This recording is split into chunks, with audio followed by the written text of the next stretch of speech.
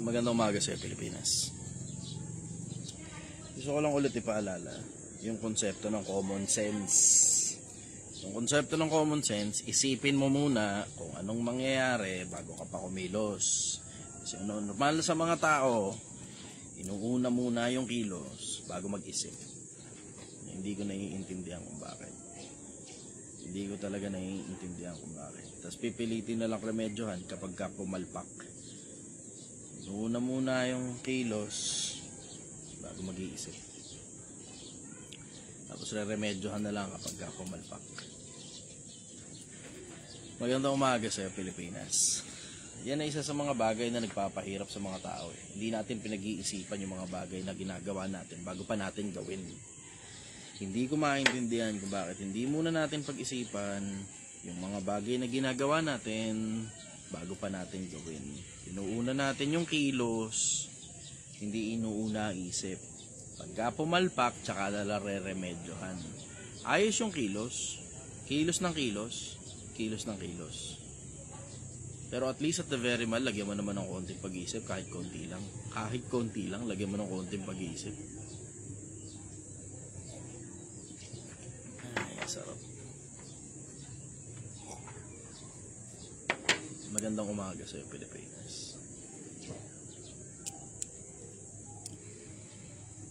Sige. Yung mga gustong umakyat sa live, ito yung 4 na square dito sa may bandang baba. Andyan yung option para umakyat sa live.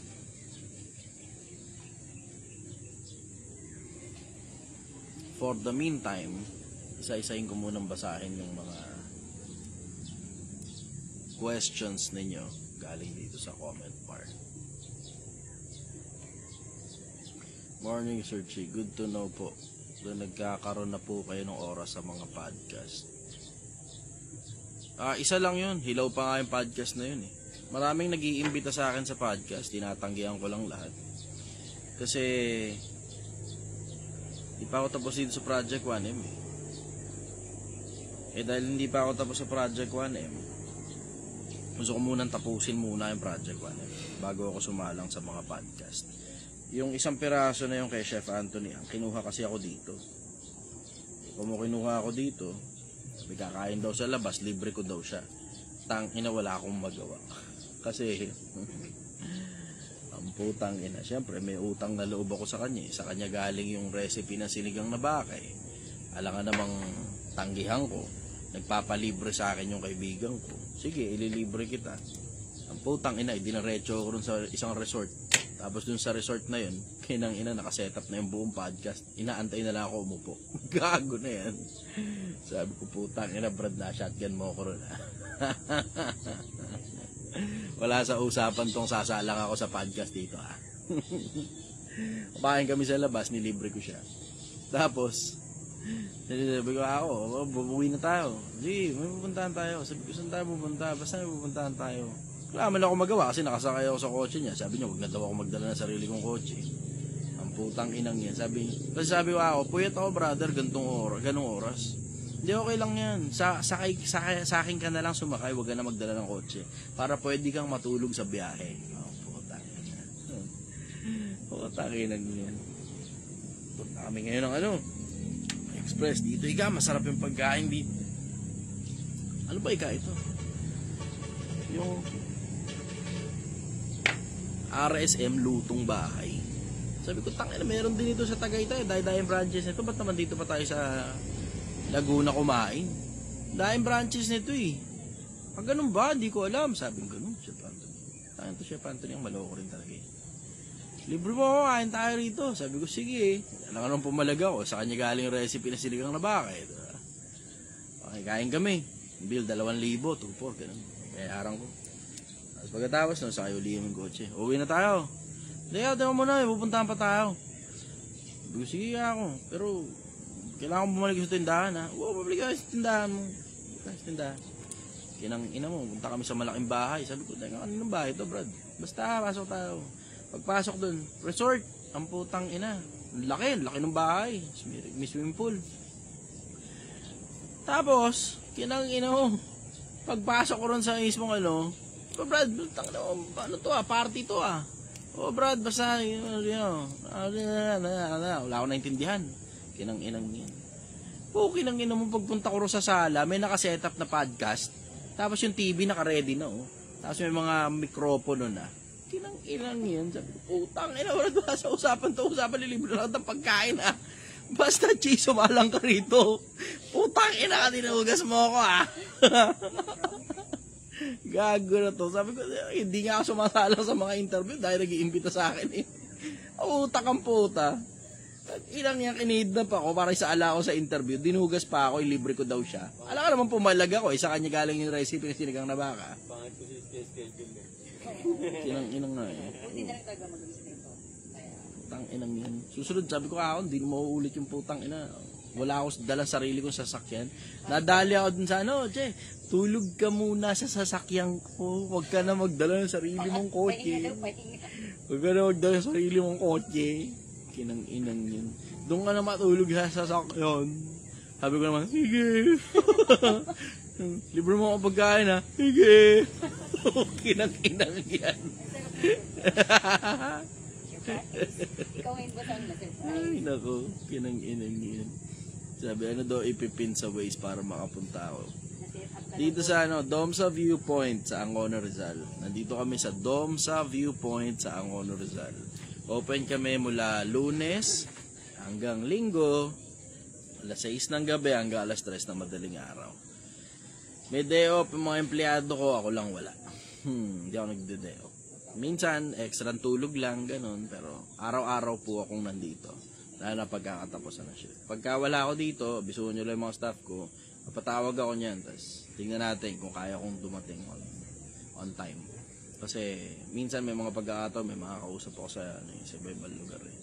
Pero dumarating naman ako bago matapos yung shift. Lagi akong dumarating. Hindi pa ako napa-absent so far sa medyo mahaba-habang panahon. Bukod dun sa isang araw na. So maglit lang ako sa labas. Tangina siya pa, Anthony. Na-set up ka daw, sabi sa mga. Oh, God. Wala akong nagawa Pinasinala ako sa podcast. Pagsalang sa akin sa podcast, pukin ng pagdating ng gabi, party. Woohoo! Hindi ko alam kung ano nangyayari. Hindi ko talaga alam kung ano nangyayari. Hindi ko rin kilala yung mga tao ron. Mayayaman lahat. Kinang-ina mo kung hindi milyonaryo, bilyonaryo. Napakayayaman ng mga tao ron. Surprise. Kinang-inang yan. Ina talaga eh. Gulat ako eh. Hindi ko alam kung ano talaga meron dun eh. Basta may party. Ganun. Tapos may nakasetup na podcast. Ina talaga ko. Kaya dito. Basta po ka na lang dyan. Sumala ka sa podcast ko. Ina mo talaga bro. Nadugas mo ko ron ha. Hindi nga ako sumasalang sa podcast. Every time may mag-iimbita sa akin, tumatanggi lang ako eh. Kasi di pa nga tapos yung project ko. May interview nyo. Wala pa naman ako napapatunayan eh. Diba? Saka muna, ongoing pa yung project ko, mamaya kalagitnaan, mamatay ako, hindi ko natapos ngayon. Tapos i-interviewin mo ako, hindi tapos yung project, ang pangit naman. O baka kalagitnaan, nagkasakit ako, kailangan ko itigil yung project. Diba? Tapos in-interview mo ako, kalagitnaan ng project, tapos tinigil yung project pagkatapos nun, di nakakahiya naman. Patapusin nyo muna yung project. Tapos yung project 1M, naka 1 million na, ganun, daming taong sumasabay. Pagkatapos nun, tsaka nyo ako kalawat ka na nga ning interviewin. Diba? Oh, may resulta na eh. Kasi nakakahiya namang mag-i-interview kayo ng hilaw eh. Hilaw pa nga eh, di ba? Nahihiya ako sa inyo eh. Ako yung nahihiya. Nahihiya ako na hilaw. Interviewin nyo ako, hilaw. Di ba? May mga sumasabay, understood na yun. May mga iba naging milyonaryo na, understood na yun. Pero hindi pa tapos yung buong project. Hilaw pa, hilaw. Okay, good morning everybody. Andito yung, EA, good morning brother. Andito yung comment bar, yung 4 na square. Andyan yung option para makakit kayo, makapag-request kayo, makakit sa live. Sige. Leo Hernandez muna ta. Leo, good morning. Sarap ng buhay. Pagka kasi simula pa lang talaga ng live, mababa mo na energy. Umpisa, mababa mo na energy natin. Tapos pataas ng pataas siya. Ay, wait lang brother. Hindi pa pala ako nakakonekta sa speaker. Kalimutan ko. Teka lang ha. Konekta mo na. Ano pala brother? Magandang umaga, Sir Chay.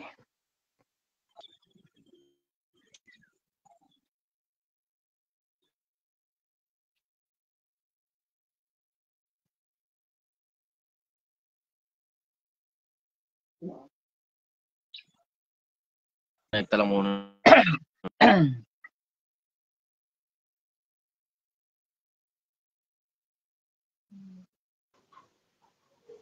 Leonilo Hernandez, taga saan ka?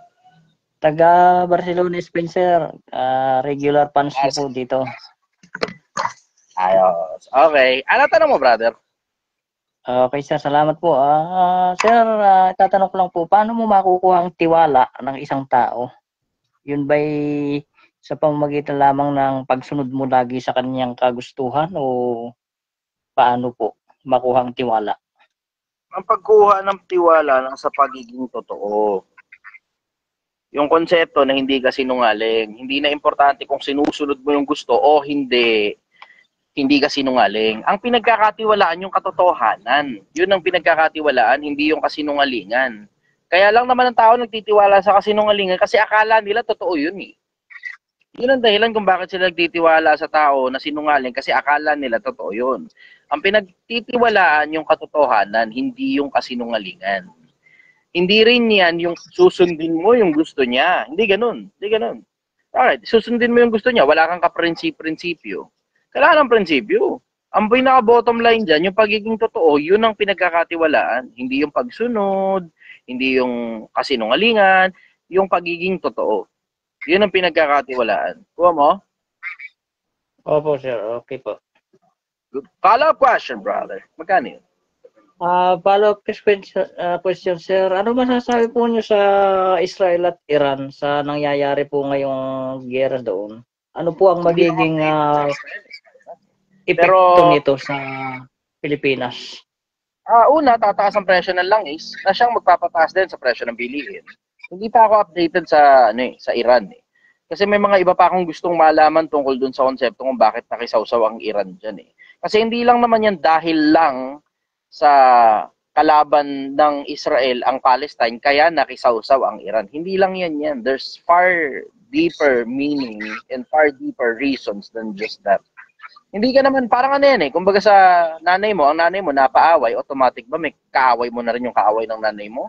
Minsan oo, minsan hindi. Pero pagka ang isang tao kapag ang isang bansa malaking bansa, tapos merong isa pang bansa, tungkol sa mga bansaan, hindi yan basta na lang automatic na yung kaaway ng isang bansa, kaaway na rin ng kabilang bansa, hindi ganoon. Hindi automatic yun. They may help in aid of those countries that are in war against another country kapag kakaalyado. Maring tutulong. Ganon. Paano tulong? Magbibigay lang ng mga armas, magbibigay ng mga sandata, magbibigay ng bala, magbibigay ng relief goods, at ng kung ano-ano pa, magbibigay para ayudahan. Pero hindi automatic yun na kalaban ng isang bansa, yung kabilang bansa, kalaban mo na rin yun para makisawsaw ka sa gera na parang World War.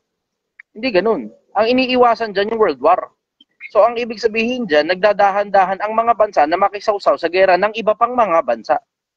Kaya tinan nyo, yung Ukraine at saka yung Russia, di ba? Kung mapapansin niyo, hindi masyadong maraming bansa ang nakikialam at nakikisawsaw dun sa away ng dalawa. Bakit? Ang iniiwasan, World War. Paano maiiwasan yung World War? Huwag ka maisawsaw dyan. Kung ano yung away ng dalawa, away nila yan. Kung gusto mong tumulong dun sa mga bansa na kaalyado mo, bigyan mo sila ng kung ano-ano. Pero hindi ibig sabihin nun na yung mga guerrilla mo, yung mga sundalo mo, at saka yung mga torpedo mo, itututok mo rin sa kalaban. Bakit na magkakaproblema ka talaga dyan? Yun ang masasabi ko ron. Pansamantala, hindi ko alam kung ano eksakto yung dahilan kung bakit sila sumali dun. And when I say hindi ko alam, maraming information. Hindi ko lang alam kung alin-alin dun yung mga credible enough para ilabas ko sa internet. Maingat ako sa pagsagot.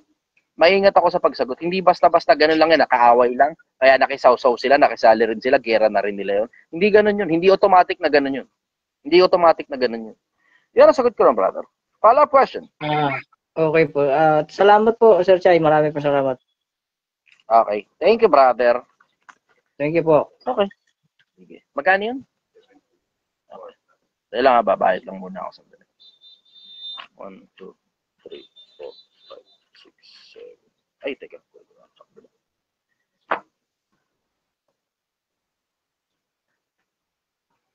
Dito na sa kabila.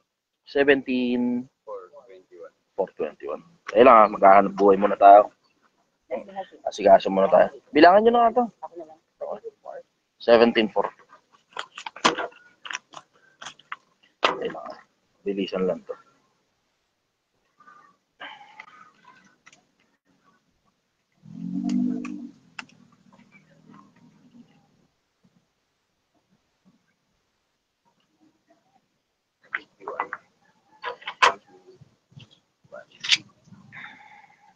Ashton. Oh, nawala.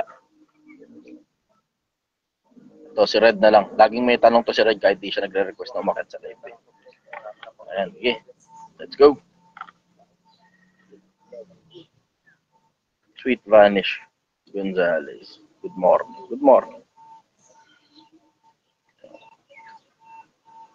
Yung mga gusto umakit sa live, ito yung 4 na square. Andyan yung option para mag-request na umakit sa live. Dali, game. Huwag na magkahiyaan.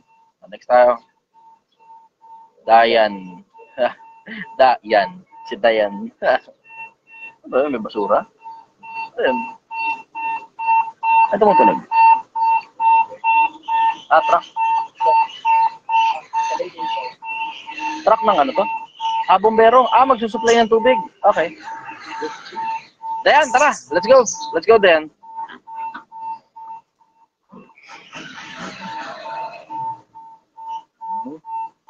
Supply ng tubig. Okay. Supply ng tubig. Pwede po bang magtanong? Pwede, magre-request lang po kayo. Ito yung 4 na square. Andito yon yung option para mag-akit.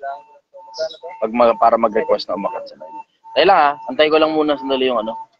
Yung patayin nila yung makina kasi tumututot eh. Medyo mahirap Hindi, ayaman na. Sige na. Go.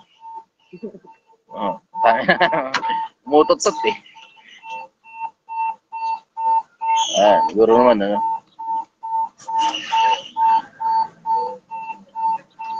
Sige, Red, Belyaza. Red, dali, akit na. Anak ng patola. Tapos ngayon, may bumubusina naman. Alarm? Kanino alarm yun? Sa akin ba yun? Hindi. Ha? Hindi yung alarm. Okay. Oh, yeah. Red Belyaza. Thank you.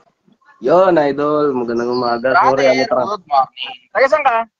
Taga Binyan, Idol. So, hopefully, Okay. pag naka-schedule ako pumunta sa inyo, no, kung may pagkakataon. So, nowadays,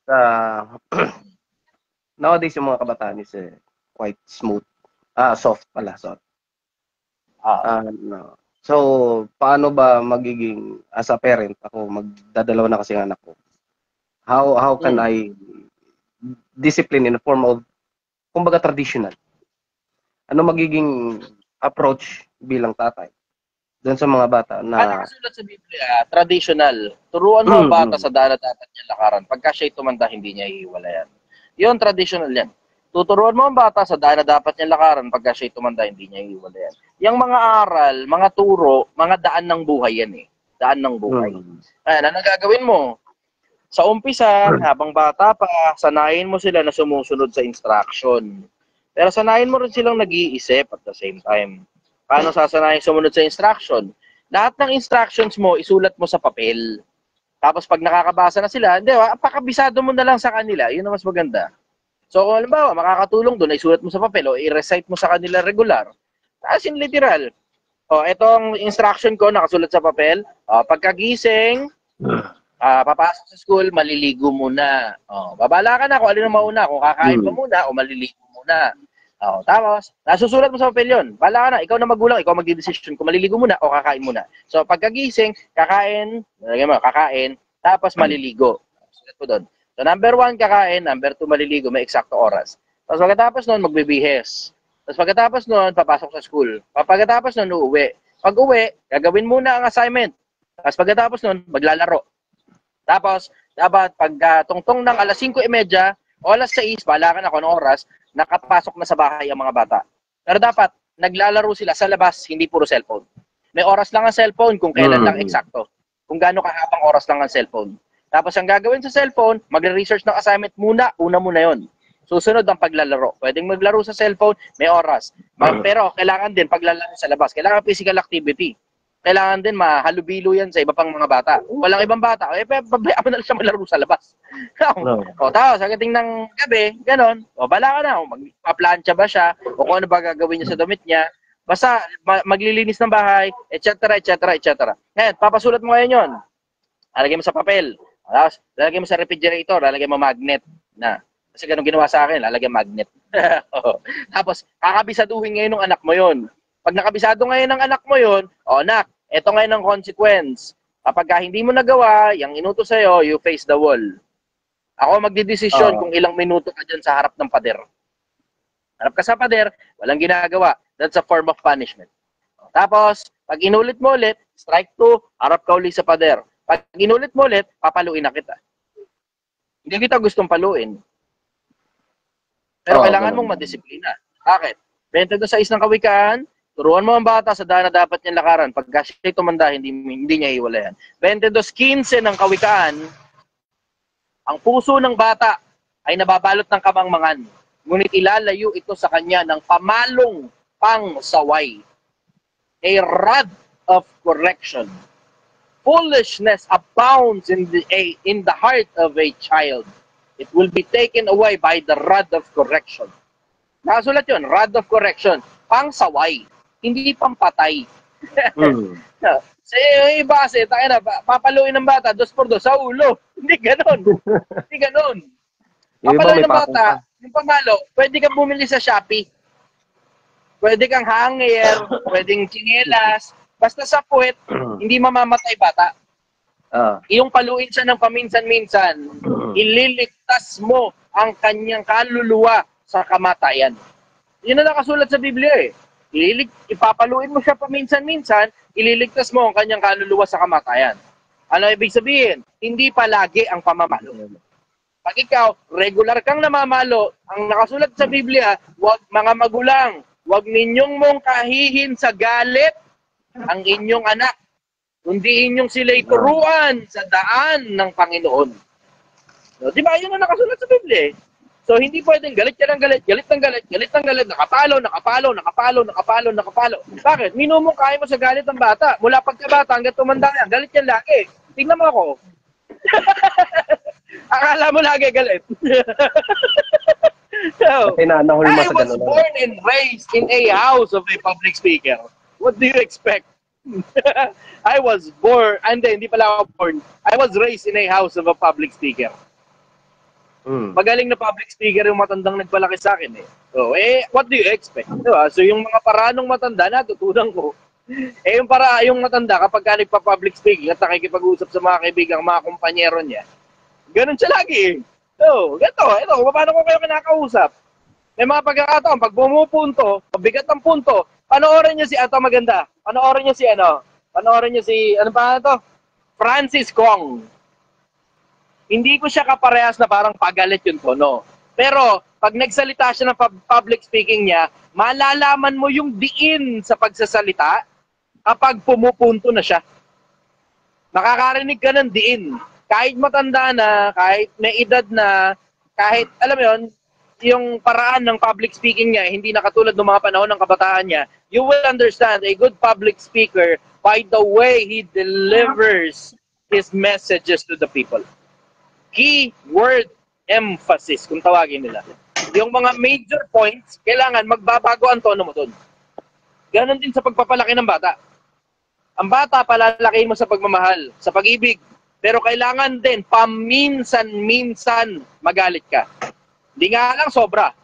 Pero maintindihan ng anak mo na kapag mali ang ginagawa niya, ikinakagalit yan sa loob ng bahay. At ang ibig sabihin din nun, pag mali ang gawain ng anak mo at lumabas siya sa publiko, ikinakagalit din ng mga tao ang maling gawain. So mas maigi nang sa loob siya ng bahay, makagalitan, makainisan, maikorek, kaysa lumabas siya ng bahay, matanda na siya, dun siya kinagagalitan. Tapos ang society o ang simenteryo ang magkokorek sa anak mo. Hindi mo gugustuhin yun. Makukulong ang anak mo o mapapatay ang anak mo sa lipunan kapag si Raulo ang bata. Yun ang masasabi ko rin, brother. Follow-up question. Speaking of doon sa gadgets, na gadget time ng bata. Kasi, medyo lalakasan ko lang ng konti yung audio kasi may truck ng bumbero sa gilid ko at nagsusupply sila ng tubig dito eh. Kasi wala kasing tubig dito sa Domsa eh. Napakisuyuan lang sila. Sige, go. Tuloy, brother. Regarding dun sa gadget, no? So, recommended by doctors is between 12 years old above. Tama ba? Tama kung nagkakamali ako. Gano'n, no? Kasi walang immunity ang bata sa radiation. Yun ang sinasabi ng mga doktor. Walang immunity ang yung talagang sobrang bata sa radiation. Sige, tuloy. So, yung mga kabataan ngayon below 6 years old, may mga screen time na sa Pero nakontrol ko naman yung anak ko, no. It's been a month na I think hindi na siya nagta-tablet or nagse-cellphone. Ano may advice mo sa mga sa mga magulang na hindi nila kayang kontrolin yung screen time ng anak nila, kaya minsan nagta-tantrums yung bata, ibibigay na yung tablet or cellphone para mawala na yung tantrums ng bata?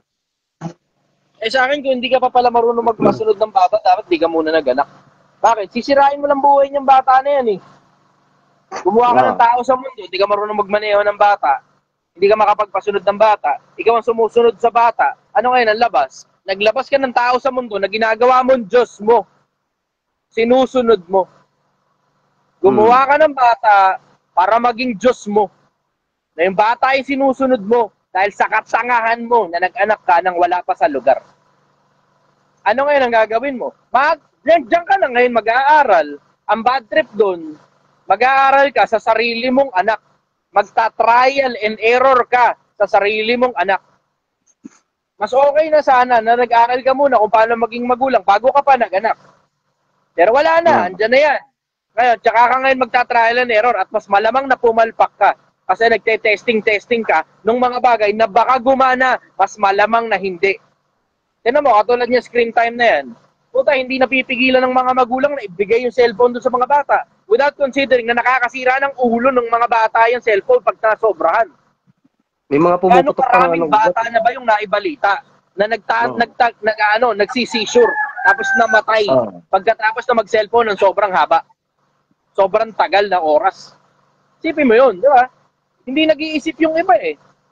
Kaya bibigyan mo cellphone yung bata, tapos tuyo na utak ng anak mo, tulog ka na yung bata, puta pag gising mo, gising pa rin, nagse-cellphone lang.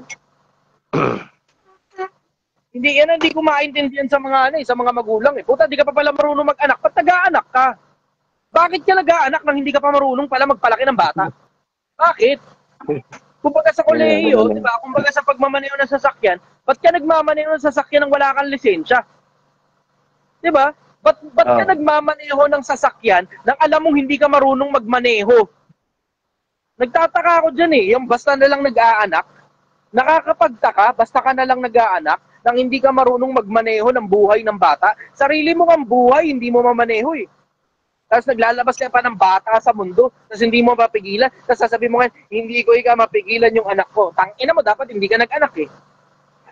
Bakit? Gumagawa ka ng blessing daw yun, na alam nila, magtatantrums lang sila, makukuha na nila yung gusto nila. Ngayon, ano ngayon na itsura niya paglabas sa lipunan? Basurang klase ng mga tao. Naglalabas ng basura ng klase ng mga tao eh. 16 anyos ka pa lang, nag-aanak ka na, dinadamihan mo pa. 17, 18, 20. Tayo na, yung ganyang edad, 20 anyos, ang hirap magpalaki ng bata nang ikaw, bata ka pa rin. Ang hirap magpalaki ng bata ka rin. Sabihin na iba, yung iba na maganda naman ikakinalakihan ng bata. Oo, sa mas madalas na pagkakataon, hindi. Bakit? Ikaw na bata, ilaw ka pa. Ang mga babae, sabi nga ng mga psychologist, ang mga babae nagmamature yan somewhere around 25 years old. Ang mga lalaki nagmamature somewhere around 30 years old. 30, 35 anyos nagmamature ang lalaki. Tapos 20 anyos ka pa lang, 19 ka pa lang, 18 ka pa lang, nag-aanak ka na. Immature pa ang labas mo niyan. Ang mangyayari, magta-trial and error ka, magta-testing ka, pakakainin mo lang yung bata. Akala mo, sapat na napapakain mo ng 3 beses sa isang araw yung bata. Akala mo, pag pinatapon mo sa isang institusyon na ang tawag eskwelahan, akala mo, solve na bata ron. Yun ang akala mo. Pero ito ang problema. Kung ano ang puno, siya ang bunga. At ang bunga, hindi nahulog na masyadong malayo sa puno.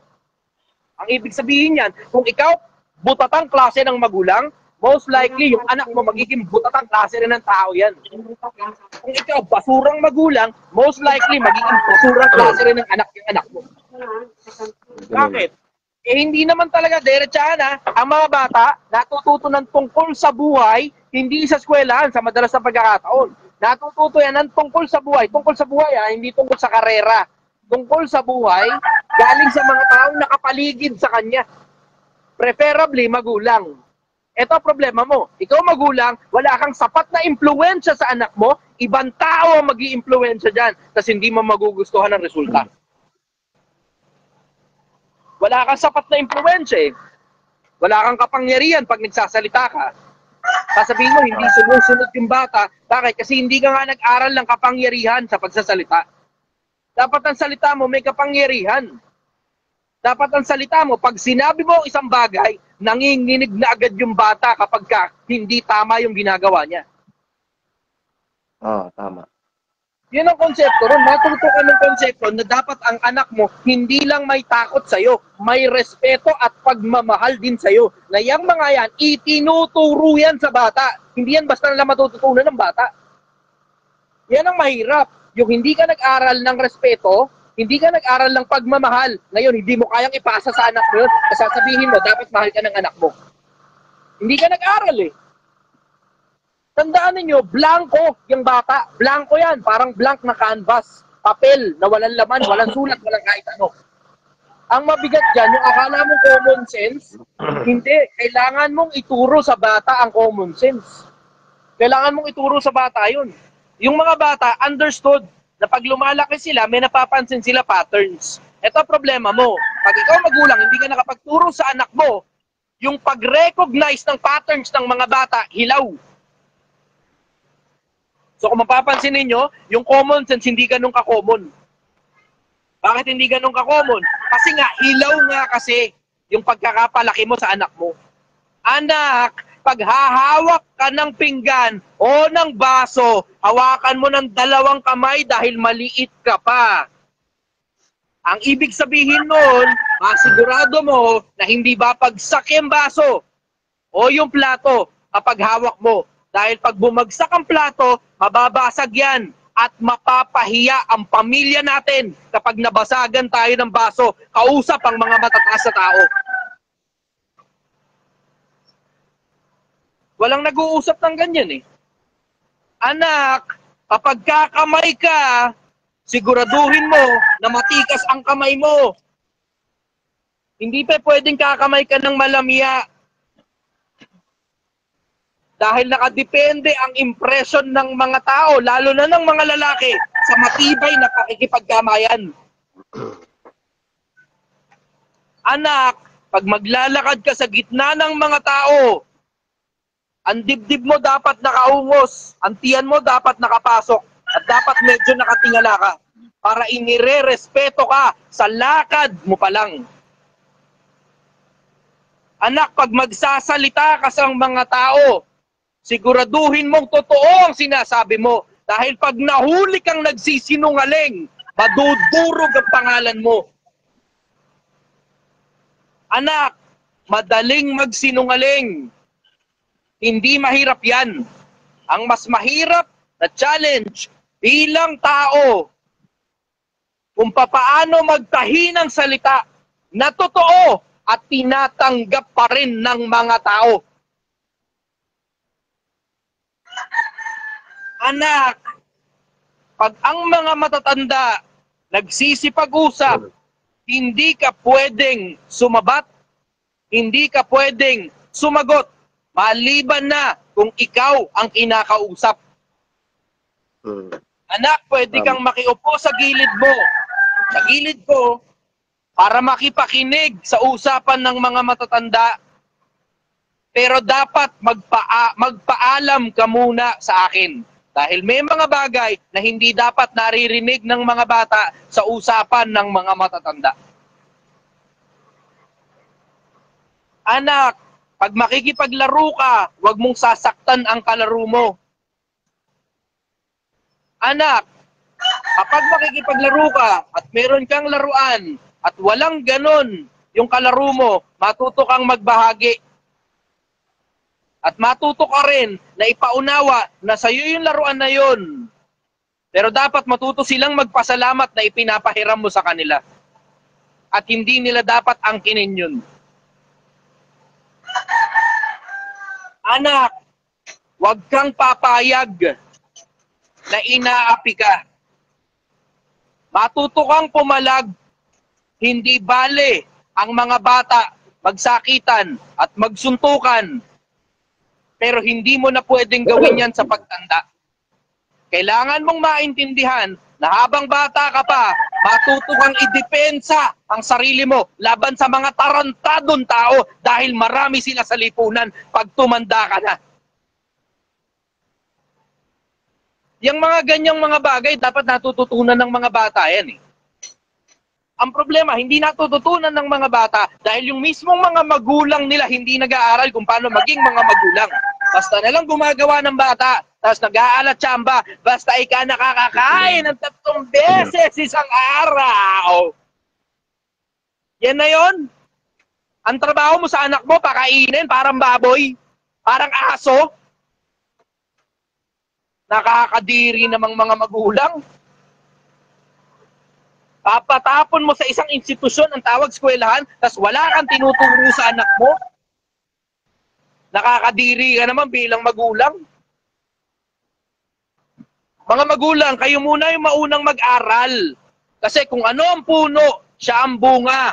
At ang bunga, hindi nahuhulog ng masyadong malayo sa puno. Kung ano ang buhay mo, malamang ganun din ang buhay ng anak mo. Gusto mo ba yung buhay mo ngayon? Kung hindi, huwag ka munang mag-aanak. Huwag ka munang mag-aanak. Uulitin ko, kung hindi mo gusto yung buhay mo ngayon, huwag ka munang mag-aanak. Madaling ipotok sa loob. Mahirap panindigan na magkaroon ka ng susunod na lahi na matikas, maayos, at kinagigiliwan ng mga tao. Napakahirap gumawa ng bata. Napakahirap gumawa ng tao. Bakit? Kasi may mga tao naglalabas ng mga mukhang tao lang sa mundo. Pero yung lahi nila, isang tambak silang mga hayop. Hindi sila tao. Mukha lang silang tao. Nagsasalita sila na parang tao. Pero yung buhay nila, buhay ng mga hayop. Hindi tayo nag-uusap ng ganyan sa lipunan eh. Eh dahil hindi tayo nagsisipag-usap ng ganyan sa lipunan, nakakagawa tayo ng mga basurang susunod na henerasyon. Yang anak mo, yan ang susunod na lahi ng Pilipino. Pag hindi inayos ang pagpapalaki sa mga bata, yung susunod na lahi natin, bubutata. Tama. Magkakaroon tayo ng mga politikong pinagsasamantalahan yung bansa natin. Magkakaroon tayo ng mga malalamyang mga tao na walang pakinabang sa lipunan at magkakaroon tayo ng basurang bansa na sasakupin lang din ng ibang mga bansa pagpatay na tayo. Walang nag-uusap ng ganyan sa lipunan. So yun ang masasabi ko, brother, tungkol sa pag-anak. Follow-up question, brother. Sa ngayon yan na muna, brother. Yung susunod na pag-uusap ulit kasi may delivery ulit ako. May delivery ka. Okay, sige. Okay, Salamat, brother. Salamat sa oras. Balata mo na yan. Ingat, more power. Salamat, brother. Okay, na next tayo. Yun, sa wakas. Tapos na rin yung ano. Ang ganda nung ano na yun, part na yun. Ano? Mukhang kailangan ko yata lagi ng bumbero dito sa gilid.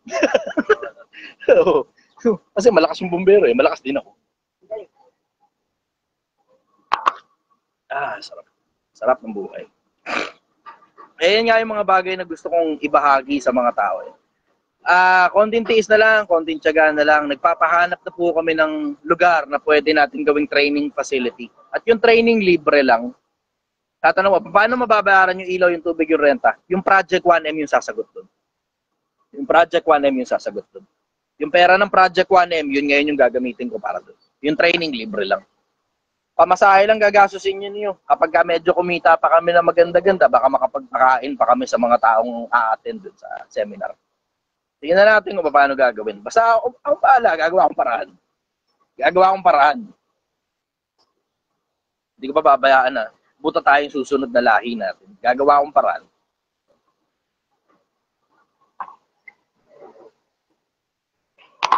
Sarap.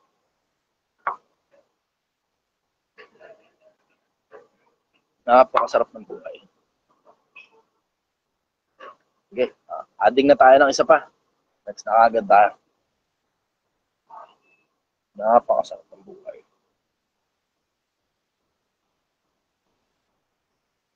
meron akong nakitang sasakyan dito sa gilid ko. Kotse, ang ganda. Bumubukas yung bubong. Ina, sabi ko, putang, inabubukas yung bubong, Brad. Ang ganda niya na. Ganda. Nangyari dyan?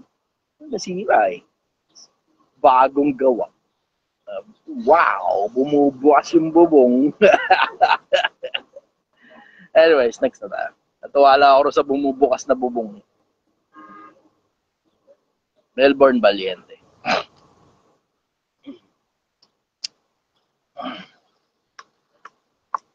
Good morning, brother. Taga saan ka?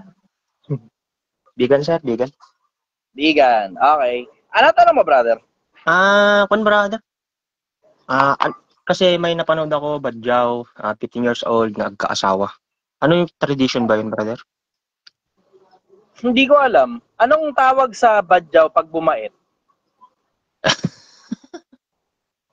Good job, good job. Good job. Good job. Hindi ko alam. Kasi alam mo, maraming tribo sa Pilipinas na wala pang mga Kastila, nandito na sila eh. Ang Constitution at saka yung mga batas natin, wala pa yung mga yan, nandito na sila, buhay na sila rito. Yung 18 anyos na minimum age para matawag ka na adult at pwede nang mag-asawa at mag-anak, tayo na lang naglagay niyan eh. Pero inilagay yan, bago lang. Hindi pa masyadong matagal. 18 anyos. Bago lang yan. Kasi sa Biblia, wala yan eh. Yung 18 years old. Tinitignan ko sa Biblia, ilan taon ba dapat yung panahon para mag-anak? Wala akong makita eh. Wala akong makita. Ang meron akong nakita, ang tawag flower of her age. Kumbaga sa panahon ng bulaklak, kung kailan namumulaklak na yung bulaklak, subjective yun. Kasi nakadepende sa tao yun eh. Kung kailan siya, parang yung point of maturity of o point na pwedeng, alam mo yun, sapat na yung mga bagay na natutunan mo sa buhay para makapag-asawa ka, para makapag-anak ka. Yung point of maturity ba, flower of her age, kung tawagin. Sa panahon na namumulaklak na yung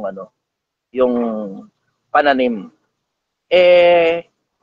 Sa Biblia, subjective yan eh. Pero sa mga tao, 18 anyos at pataas, mako-consider na doon. Ang totoo, may feeling nga ako, diretso may feeling ako na kaya pakiramdam natin, and this goes for all, pare-parehas tayo ng pakiramdam eh. Yung parang 18 na yan, parang masyado pang bata eh. Hindi ko alam kung nararamdaman ninyo. 15 years old eh. Mga asawa. Hindi ko alam kung nararamdaman nyo yung pakiramdam na parang yung 18 masyadong bata. Bakit masyadong bata? Kasi yung pinanggalingan niyang lahi, yung mga bata, itinuturing na bata. Pero naaalala ko kasi yung panahon na ako bata, itinuturing na akong matanda eh. Tumungtong pa lang ako na 13. Tinuturing na akong matanda. Paano itinuturing? Yung pakikitungo sa akin ng mga matatanda, parang matanda na rin. Swerte na nabuhay ako sa ganong klase ng pamilya. Kaya bata pa ako, pamparagan na ako. Kumbaga, maaga akong nag-mature eh. Na-enjoy ko pa rin naman yung kabataan ko with limitations. Pero dahil dun sa ganong klase ng pagpapalaki sa akin, na-enjoy ko ng husto ang buhay. Kasi bata pa ako, lumalaki pa ako, literal lumalaki pa ako. Pero itinuturing na akong matanda. Hindi ako bine-baby talk. Ayaw ni Uncle yun. Baby talk. Hindi baby talk yung bata. Yung bata na yan, magiging matalinong bata yan sa pagpapalaki ko. Yun ang lagi niya sinasabi. Naiinis siya kapag bine-baby talk ako eh. Yung hindi ako tinatratong bata, tapos tinatrato na ako ng matanda. Yung mga ganun kasing mga kaso, isolated yan eh. Hindi naman kasi, kumbaga parang, yung mga tribo sa Pilipinas, hindi mo I will say, how should I say it, na socially acceptable. Sila ang nagdidesisyon ng mga bagay na nakadepende sa kultura nila. Ganun na lang sasabihin ko. Sila ang nagdidesisyon ng mga bagay-bagay na nakadepende sa kultura nila. Kasi, check mo nga yung GC sandali. May nagpop-up sa akin. Sige po. Kasi, hindi ko alam kung gaano katagal na yung tribo ng Badyaw. Pero may mga tribo sa Mindanao na mas matanda pa sa Pilipinas. May mga tribo nga sa norte, mas matanda pa sa Pilipinas eh. Yung Ifugao. Yung tribo ron sa Ifugao, mas Igorot. matanda pa sa Pilipinas yun eh. Mga Igorot. Mhm. Sabi nga raw nila, yung mga Igorot daw, hindi Pilipino. Paano hindi Pilipino? Wala pa kasi yung Pilipinas o yung mga Kastila na pumunta sa Pilipinas para ialay ang Pilipinas kay King Philip II ng Espanya, nandito na sila. If you look at the history, ng Pilipinas, yung rice terraces dyan, nung nangangaral si Kristo, 2,000 taon na nakakaraan, kasabay nun ginagawa yung rice terraces dyan. Only goes to show, napakatatanda na ng kultura sa Pilipinas. Hindi ko ngayon alam kung gaano katanda na yung kultura ng mga Badyaw, pero dahil indigenous tribe sila, sila ang may gawa ng sarili nilang mga patakaran. Kung yun yung patakaran na sumasaklaw sa kanila, de so be it. Pero kung hindi yun yung sumasaklaw sa kanilang patakaran, sa loob ng tribo nila, then it is an isolated case. Yun ang masasagot ko ron, brother. Follow-up question. Tama po. Oh, wala na, brother. Yun lang po. Okay, thank you very much, brother. Opo. Ay, wait lang. Ano yung humabol ka? Naibaba na kita. Dali, akit ka na lang ko rin. Request ka para makayakit kita ulit. Ano yan? Teka, meron. Pero napundot ko na eh. Sige, nagisa tayo. Request ka ulit. Sige, pag nakita ko nandito ka at nagre-request, yakit kita ulit. Sige na, go. Hindi ko maalala ko anong pangalan ito susunod na inaakit ko eh. Good morning, sister. Taga saan ka? Brother yata ito. Brother.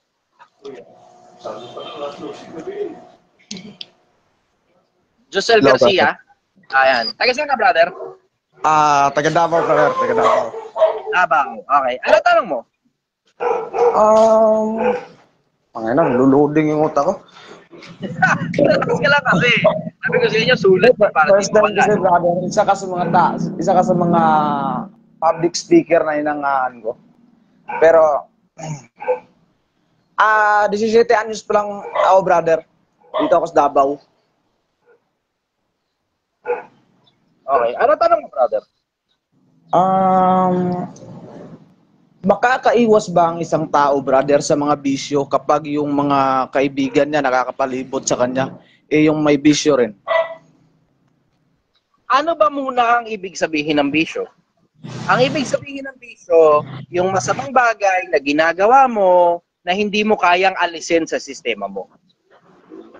Okay. Hindi naman automatic na yung bisyo ng mga nakapaligid sa'yo, siyang bisyo mo na rin eh. Pero kung ikaw yung sumasama sa kanila, malamang mahawa ka ng bisyo nila. Malamang na mahawa ka. Bakit? Kasi ang nakasulat sa Biblia, huwag kayong padaya, ang masasamang kasama, sumisira ng magagandang ugali. Ano ibig sabihin? Kaya sinabing huwag kayong padaya kasi nakakadaya nga yan. Hindi naman testing. Hindi naman ako naggagano. Sila lang yan. Huwag kayong padaya, ang masasamang kasama, sumisira ng magagandang ugali. Unang Korinto 15:33. Yan o, sabi ko. Huwag kayong padaya. Bakit? Nakakadugas yan eh. Hindi naman dahil ganun yung mga kasama mo, ganun ka na rin.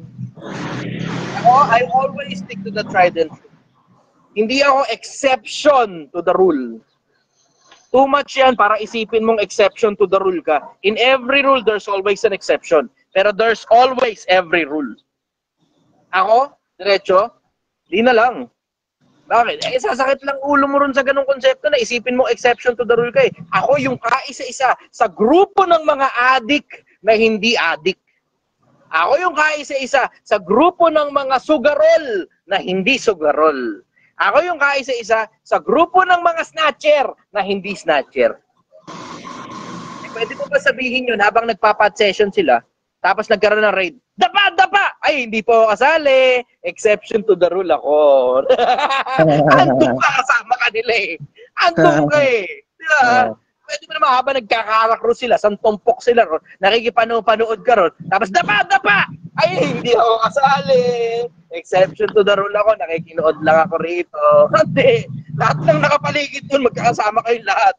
Tapos yung mga poses ninyo, dugtong pa, susun. Baka nakakadena kayo, naglalakad kayo ngayon. Tangina yan, para kayong mga balerina. Ibabandera kayo ngayon. Exception to the rule ka pa. Wag, nakasulat kasi yan eh, huwag kayong padaya. Ang masasamang kasama, sumisira ng magaganda ugali. Tapos, ang sabi, huwag kayong makikiupo sa upuan ng mga manlilibak. Okay, nakasulat sa Biblia yun eh. Pagka gano'n nakita mo, susugal. At naman, nag-droga, kung ano nung pinagagawa wala sa ulo. Huwag kang makikiupo ron. Bakit pag na-raid yan, damay ka, gago. Iwas ka dyan, Brad. Practical lang, practical. Yung mga yan, good terms lang, gano'n. Hindi ka sasama. Good terms lang, bati-bati lang. Barita, tayo, pogi mo nga. Tapos kalas na kagad. Delikado yan, boy. Delikado ka dyan. Mo? Opo, brother. Iwas ka sa mga ganun. Alam mo, didikit ka na rin lang naman. Dumikit ka na sa mga matitinong kasama. Bakit? Nakakahawa rin yan. Yung mga parang ang nasa mindset nila, mag-aral lang matino, ganun, para makatapos silang pinag-aralan. Gusto maging piloto, gusto maging abogado, gusto maging engineer. Yung mga yon, dikitan mo yung mga yon, malayo mararating mo. Kesa dumidikit ka sa mga putata, puta, didikit ka na lang, didikit ka pa sa putata. Pambira ka naman talaga, hindi naman lang namili ng didikitan mo. O yun? Opo, brother po. Ang kasama ng mangmang ay nagiging mangmang. Ang kasama ng pantas ay nagiging pantas din naman. Yung nasagot ko ron. Wala pa siyang brother. Okay na siguro yan, brother. Maraming salamat po. Okay, galing naman sa buhay. Kailangan natin ng maraming matitinong bata at matatalinong kabataan. Okay? Salamat, brother. Salamat. Bye-bye. Okay. Next tayo. Harwin Tonog Banwa. Harwin.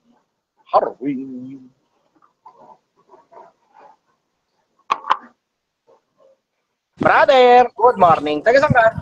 Hello, brother. Good morning. Taga Iloilo, brother. Iloilo. Ilonggo. Okay, ano tanong mo, brother? Brother, yung naisip ko lang yung konsepto na to. Pwede ba na magpakasal na yung relasyon sa sa Diyos? Wala na yung mga yung mga pirma na sa gobyerno pa na mga ganon na mga sistema. Pwede ba yun na konsepto na ganon? Hindi mo pwedeng ialis yung konsepto kasi ng legal eh. Bakit? Kasi magkakaproblema. Paano kung siya yung kumalas tapos dala-dala niya ngayon lahat ng pera mo? Assurance mo yung pagpapapapel, brother. Assurance mo yung pagpapapapel. Para wala ka sakit ng ulo, papilan mo. Kumbaga, okay lang kaya naggamitin ko itong motor na to na galing sa bodega namin na pag-aari ng lolo ko na walang papel? Ang sagot ko sa'yo, pwede. Pero ang sagot ko rin sa'yo, pag na-checkpoint ka, yari ka. Oo. Lahat ng bagay pwede. Nagkakatalo na lang kung gaano kalaki yung risk versus reward. Doon nagkakatalo yan sa risk versus reward ratio eh. Diba? Lahat ng bagay magagawa mo. Kahit katarantaduhan pa yan, magagawa mo rin. Pero gaano kalaki ang reward niyan, gaano kalaki rin ang risk na gawin mo yan.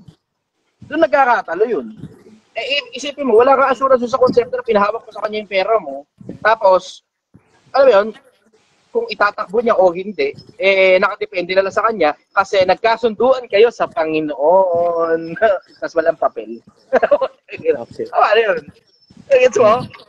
Gets ka pala. Ganun yung konsepto eh. May mga bagay kasi na physical. Gets mo yun? May mga bagay na spiritual. Sa mga bagay na spiritual, wala tayong problema. Puro sa Panginoon ang usapan.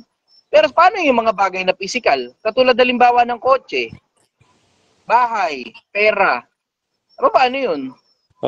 Diba? Yun nga, brother, pag walang sign agreement, wala nang ganun, kumbaga. Wala nang mangyayari na na shared na dapat may share siya or may share ako, ganun. Which is malungkot. Bakit? Kasi isipin mo yung konsepto, nagagawa ka ng bata, kasama siya. Tapos yung pera mo, sa'yo lang dahil ikaw lang ang gumagawa ng pera. Tapos siya, walang bahagi sa mga bagay na iyo. Ang lungkot nun para sa babae. Gamitin kaya niya yung anak niya against sa'yo. Na ako nagdala nito. Kung saan ko gustong dalhin tong mga bata, wala ka magagawa. Eh di ba ganyan ang nangyayari ngayon sa lipunan? Hindi nagsisipag-asawa, hindi nagsisipag-pakasal. Tapos, pag maghihiwalay na, yung pera ni lalaki sa kanya lang. Yung mga anak ni babae sa kanya lang din. Tapos gagamitin ngayon ni babae na weapon yung mga bata against sa tatay para magsustento yung tatay. Yan ang nangyayari sa lipunan eh. Di ba? Tama. May point din yung brother sa ganun. Pero regarding sa tawag nito, sa sustento, oo, dyan din naman yun. Pero yung gusto ko na sana na konsepto is yung makasal na ano lang, na with relation with sa Diyos, tapos gano'n. Kung ang gusto mo relasyon lang sa Diyos, wala namang problema ron. Eh di magpakasal ka na lang sa pastor o sa pare. Pero may ganun po ba? Oo! Papakasal ka sa pastor, papakasal ka sa pare. Papapilan pa rin naman yun. Pero hindi na masyadong ingrande katulad ng ginagawa ng iba kapag sa huwes sa harap. Eh, alam mo yun, o sa simbahan na harap, eh, kailangan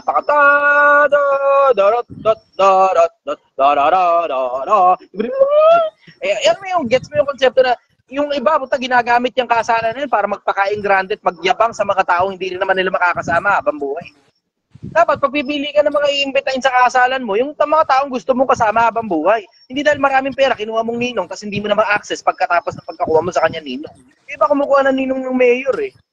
Mayor nila doon sa lugar nila, kinukuha nilang ninong.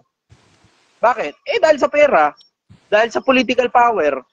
Tapos pagkatapos maging ninong, hindi naman nila mahagila pagkatapos na bumaba sa posisyon. Tapos hindi rin naman sila makapunta sa bahay nun dahil hindi naman talaga nila kilala yun. Kinuha lang na ninong. Yung mayor naman, umuo, tapos yung pera ng kabangbayan, yun yung binibigay sa kanila.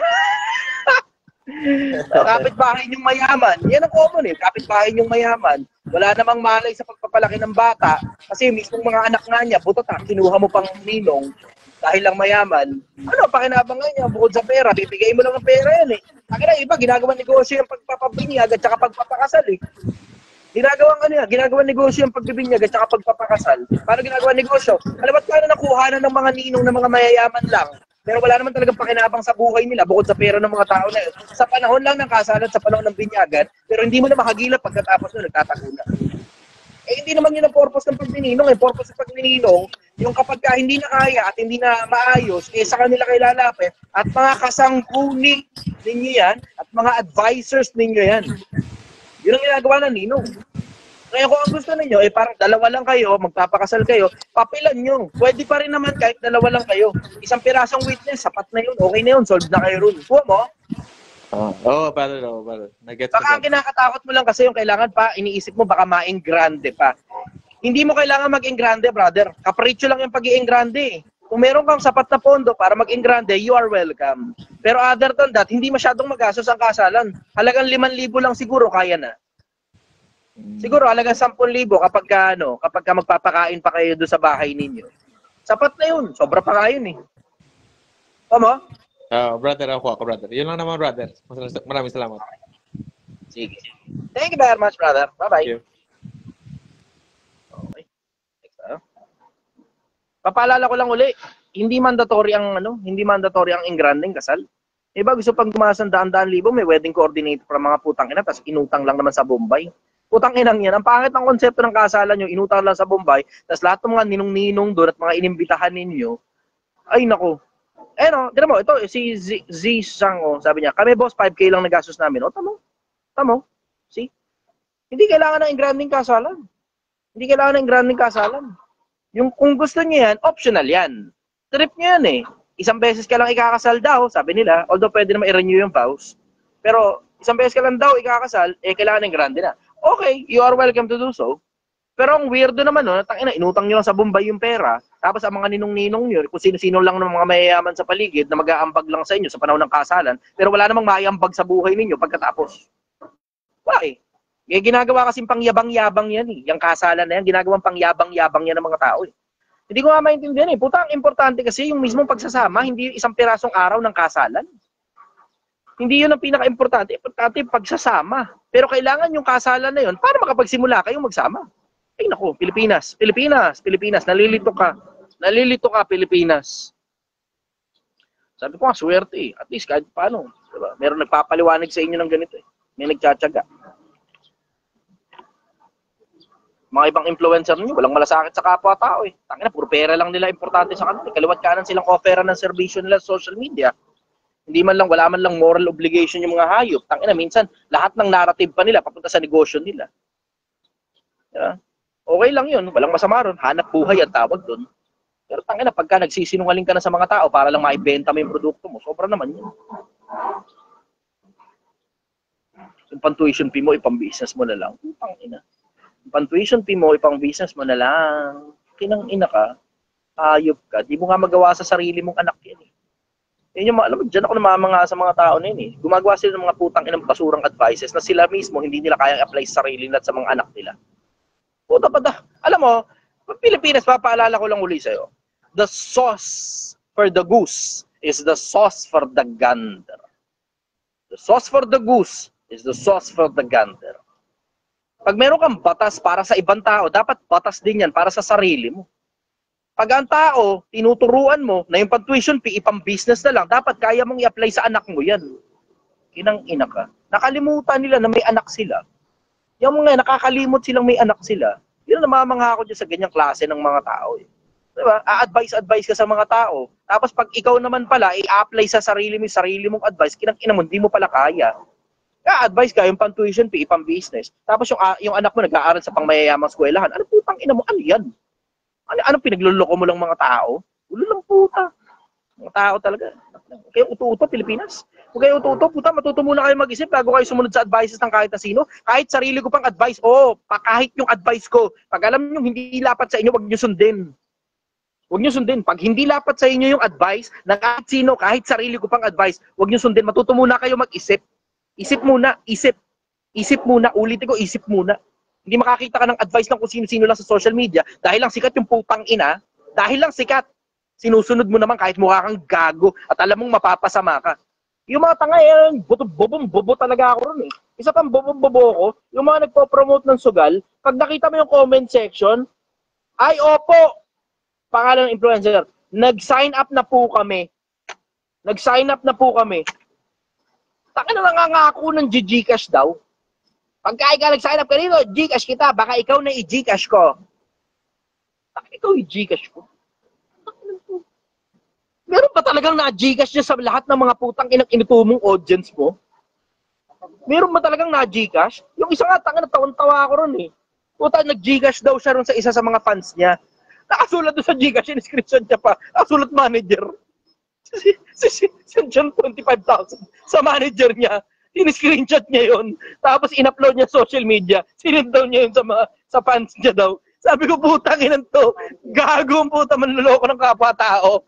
Sinend niya sa manager niya yung 25,000, in-screenshot, tapos ano daw ikayon, pa-premium niya, parang ganun, pa-premium daw niya yun sa mga nagsusugal daw, dun sa ano niya, sa gamit yung link niya. Sang inang yun. Nakalimutan niya tanggalin. Nakasulat manager dun sa ilalim. Tanga. Inagagawa na lang kayo ng kalokohan, di nyo pa tinalinuhan. Putang inang yan. Gagawa na lang kayo ng kalokohan, di nyo pa tinalinuhan. Inang inauling-uli oh. Oklog ang puta, oklog. Anyways, next na tayo. Tawa ako ron eh. Binanata ni Makagago yun. Tawa talaga ako ron sobra. Good morning, brother. Saan ka? Sa brother. Sa ano lang ako, Quezon City ako ngayon. Quezon City. Ano tanong mo, brother? Marami, brother eh. Naguguluhan na ako sa buhay ko eh. Sige, tingnan natin kung ano mabibigyan ko linaw dyan. Isa-isayin na natin. Go. Sige. Hindi, ito muna, ano to, medyo about Facebook to eh. Kasi napansin ko yung mga account mo dati, di ba? Marami ka ng mga subscribers, mga followers. Pero ngayon, pero parang nag-create ka pa rin ng mga bago. Ako kasi ngayon, nagko-content na rin ako. Na mga parang motivational, mga random thoughts, ganyan. Kaya lang, yung account, hindi, yung ano ko, yung profile ko, suspended. Syempre parang hindi ako recommended. Parang naisip ko, kailangan ko ba mag-create ng bago? Parang yung ginagawa mo, or yung ginawa mo dahil yung personal na account mo? Yung personal na account ko, ginawa ko siyang professional mode. And then ngayon, siguro may mga na-upload ako ng mga nakaraan na dati-dati na na suspended ako. Pero okay naman yung account ko, healthy naman siya. Kaya lang, yung mga content ko hindi masyadong lumilipad. Healthy. Mm-mm. Hindi, ano Okay. siya, healthy siya, inspired by you yun, brother. Okay. Mga ano lang yun, mga random thoughts lang ng mga naiisip kong ano. Kaya lang, parang Okay. ang gusto ko lang, mas kung recommended siya, di ba, parang mas ano siya, mas maraming makakanood. But anyway, wala naman akong care kung talagang wala rin manonood. Ano Talaga mag-create, problema mo doon? yun not recommended siya. Pagka not May alam recommended, ka bang ganon? Meron ka bang alam na ganon about sa ganon na not kung talagang recommendable. forever, not recommendable, yeah. Nadali ng ganun yung isa ko, yung kulay pula, yung 600,000. Inabot Ayun. ng 1 taon. As in literal, mag-aantay ka ng 1 buong taon para matanggal yung not recommendable mo. Ganon. Okay. Sige. May cause for violation yun. Tignan mo isa-isa yung cause for violation niya. Okay. Nag-ano na rin ako sa kanya eh. Nag-email na rin ako. But anyway, so yun. Pangalawa. Wala ka ng bago na. So, gagawin mo ganito. Para, alam mo yung, wala ka namang magagawa eh, di ba? And when I say wala magagawa, ibig sabihin, you just have to wait. Kung ano man yung email mo o kung ano man yung ginawa mo, you just have to wait hanggang magka-resulta yung kung ano man yung ginawa mo para matanggal yung not recommendable. So ngayon, ang gagawin mo, gumawa ka na ng bagong account. Panata mo na to, bugbugin mo na tong bagong account para habang nag-aantay ka rito, meron nang gumagana rito sa kabila. Kasi wala namang sense na antayin mo yung bagay na alam mo medyo matatagalan eh. Gawa ka na ng isa pa. Tulad saan, gawa ng page. Bakit? Hindi matutungkol sa pera eh. Kaya Kung nga yung eh. sa'yo tungkol sa pera, gumawa ka na agad ng bago. All the more dapat mong bilisan kasi yung sa'yo tungkol sa pera. Kung tungkol man sa pera yun. Yan ang sagot ko. Hindi naman siya tungkol sa pera, literal. Parang gusto ko lang panindigan yung mga, like yung sinabi mo nga, yung mga napapanood ko sa'yo dati na if you want to, parang magpakalat ng mga mabubuting influencer, edi why not, di ba? Kung meron naman akong, kumbaga sa bilyar may tira naman tayo ng konti. So, Ayun, sakto. di ba? Sige, go. Manata mo na kagad. Gawa ka na kagad ng bagong Facebook account. Yung not recommendable, brother, dediretso kita, matagal yan. Tinanong ko na kay Darbs yan, tinanong ko na kay Latoyo yan, tinanong ko na sa mga influencer na sikat ko ano gagawin dun. Lahat sila walang magawa. Okay. Alright. Sige, brother, salamat. Matagal yan pagka not recommendable. So, suggestion ko sa'yo, gumawa ka na ng bago. Sige, thank you. Ito, seryosong tanungan na to. First, ano ba yung meron ba si Chichester na isang bagay na pinagsisisihan sa buhay niya na hindi niya makakalimutan? Sasabihin ko sa'yo diretso lahat. Lahat? At sasabihin ko sa'yo diretso, wala. Wala. Okay. Hindi, sasabihin ko sa'yo lahat. Pero sasabihin ko din sa'yo, wala. I'm pulling from both ends, brother. I'm pulling from both ends. Sa gabi, ando na tayo. It haunts me at night. Pero gumagawa ngayon ako ng paraan para matabunan lahat ng mga yun. Tinatrabaho ko na lang. Kasi lahat naman tayo papalpak eh. Lahat tayo sumasablay. Minsan dahil sa katangaan, minsan dahil sa karugantehan, minsan dahil sa kayabangan, o dahil sa iba't ibang pambagay ng buhay. Pero ang bottom line, simple. Yun ang dahilan kung bakit hindi pagkagawa mo ng pagkakamali, patay ka agad. Para ma-correct mo pa yung mga bagay na gagawin mo in the future, na yun na rin siguro yung magtatapo ng mga pagkakamali mo in the past. Tama? Okay. Wala, go. Pangalawa, anong isang bagay na sa tingin mo isang bagay na may i-advise mo sa amin in any status? Tugtungan ko muna yung sagot na yun. Yung isang pirasong tanong na yun, sobrang importante nun. I just realized the gravity of it. Ngayon ko lang na-realize yung bigat ng tanong na yun eh. Na merong mga tao, it cripples them down to the point na nagkakaroon na ng anxiety at depression dahil sa mga bagay na nangyari in the past. So kailangan kong bugbugan itong isang pirasong idea na to, na ano yung mga bagay na pinagsisisihan mo in the past. Sobrang dami. Yeah. Okay. Pero wala na akong pakialam dun. Bakit? Kasi pag lingon ka ng lingon at lingon ka ng lingon at lingon ka ng lingon sa mga pagkakamali mo, yan ang pinakamabilis na paraan para yung kinabukasan mo, itapon mo na lang. Sisirain yan yung ngayon mo, sisirain yan yung kinabukasan mo. So ang gagawin mo, aayusin mo lahat ng ngayon para yung kadiliman nung nakaraan, yun na yung magtatapon. Yun ang sagot ko ron. Yun nga iniisip ko kasi. Yun nga iniisip ko kasi, like definitely sa'yo, madali na sabihin na wag mo nang wag mo nang lingunin 'yun, 'di ba? Para hindi makaapekto sa mga sa mental health mo. Pero napapansin ko din kasi karamihan like ikaw, strong ka, blessed ka for that. Tama ka. Pero yung iba kasi parang like example, like yung mga friends ko na nag-a-advise din ako minsan, parang pag sinasabi ko na, you know what, ako kasi na-experience ko rin yan, may mga bad experiences din ako sa buhay, mga maling nagawa, pero wala, basta kinalimutan ko, sa'yo, madali. Pero paano kami? Paano kaming... Tama ka. Kaya nga kami kumukonsulta sa'yo kasi nga hindi namin kinakaya eh. Like, kahit anong kalimot namin, puta, hinakalukay pa rin kami ng nakaraan. Parang, Tama ka, nangyayari sa akin yun. Di ba? Di ba? Brother, maniwala ka sa akin, sa dami ng katarantaduhan ko, nangyayari sa akin yun.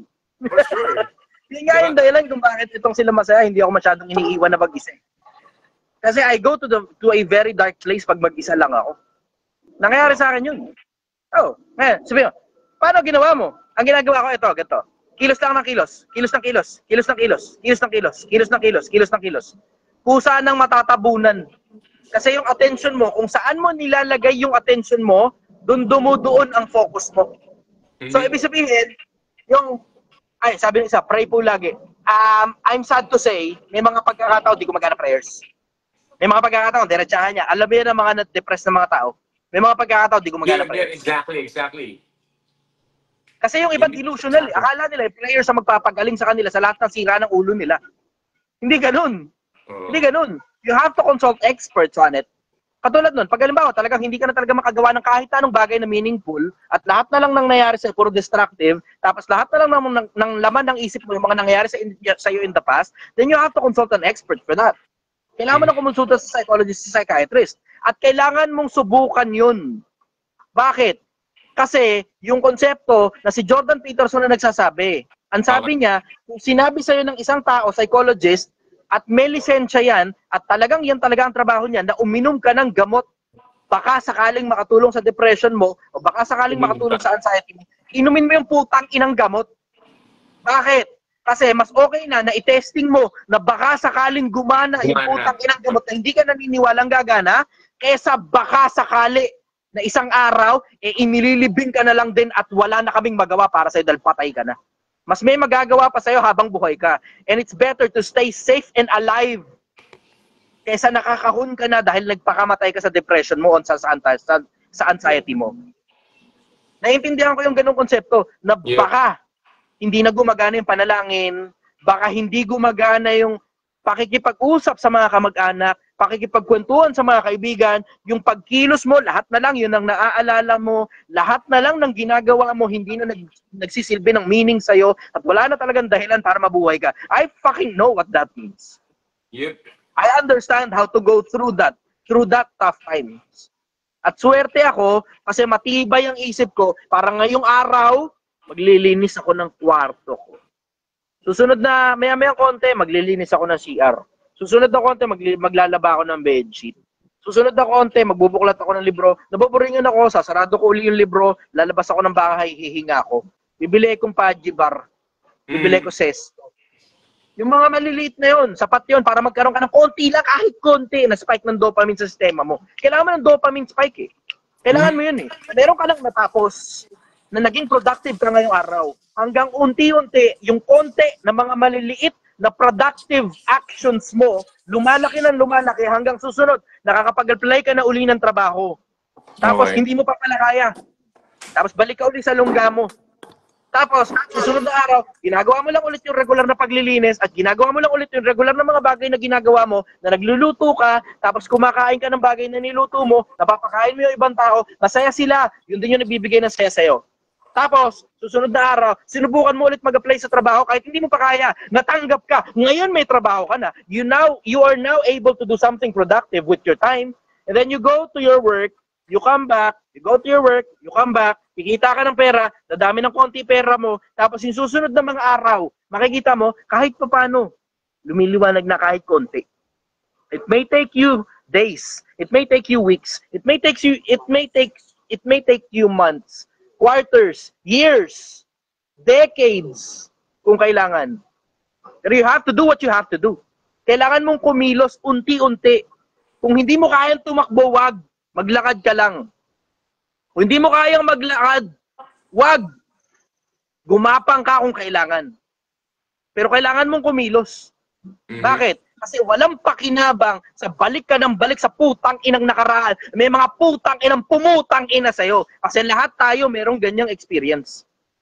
Lahat tayo may experience na may pumutang ina sa atin at naputang ina tayo ng buhay. At may ilalalim pa yung kaputang inahang pinutang ina ka ng mga putang ina. May ilalalim pa yan. Para hindi ka lumalim ng husto na ang kaduluduluhan yan, impyerno o ilalim ng lupa, umilos ka kahit pautay-utay, kahit paunti-unti. Huwag kang pumunta sa ilalim ng lupa kasi hindi mo alam kung anong meron sa kabilang buhay. Hindi mo alam, baka mas miserable pa pala yun kaysa sa kung ano man ang meron ka ngayon. Putang ina, kumilos ka. Kumilos ka. Gumawa ka ng paraan. Make your future so bright that you forget the darkness of the past. Gawin mo mas maliwanag yung kinabukasan mo kaysa sa dilim ng lahat ng kahapon mo. Verse! Solid. Yun ang sagot ko ron. Kailangan ko talagang bugbugan yung isa na yun eh. Kasi ang daming nagme-message sa akin na magpapakamatay na daw. Tangin, ang dami. Ang dami sobra. I will say siguro isa o dalawa sa isang linggo. Sobrang dami nun. Sobrang dami nun. Kasi sa mga personal na kakilala ninyo, baka wala eh. Sa mga personal na kakilala ninyo, na personal nyo kilala, walang nagsasalita sa inyo. Eh parang mga tao, dalawa sa isang linggo, nagme-message sa akin ng ganyan.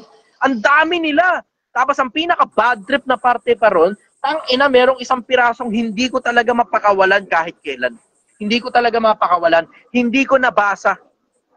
Hindi ko nabasa. Pagkukulang ko, kasalanan ko. Hindi ko nabasa.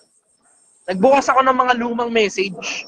Lumang message. Tapos merong isa doon na mahaba yung message niya. Tapos ang kaduluduluhan nun, siya yung nag-message. Tapos yung pinakadulo, yung asawa niya. Yung babae. Yung asawa daw niya nagdigti daw. Hindi ko nabasa yung message, hindi ko nabuksan.